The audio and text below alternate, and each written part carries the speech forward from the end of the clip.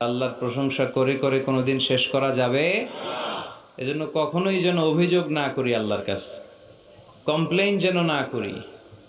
Instead of complaining we should praise more and more. বেশি বেশি প্রশংসা করতে হবে। অভিযোগ করা যাবে না।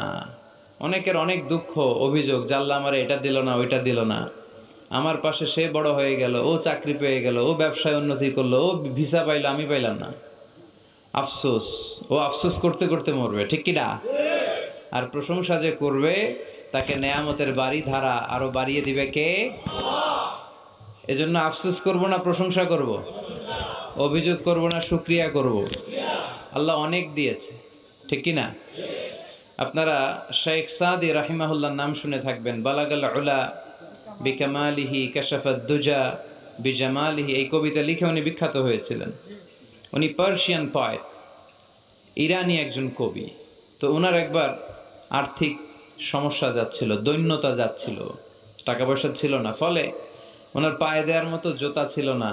তো খুব আফসোস করতেছে, হায় রে, আমি এত বড় কবি, আমার পায়ে দেওয়ার মতো জুতা নাই। আফসোস করে ঘর থেকে বের হলেন, দেখলেন এক ভিক্ষুক ভিক্ষা করছে, ওর পাই নাই। কি নাই? আর কবি সাহেবের কি নাই? ওনার জুতা নাই, এজন্য দুঃখ। বের হয়ে দেখে সাইল ভিক্ষুক, ওর পা নাই।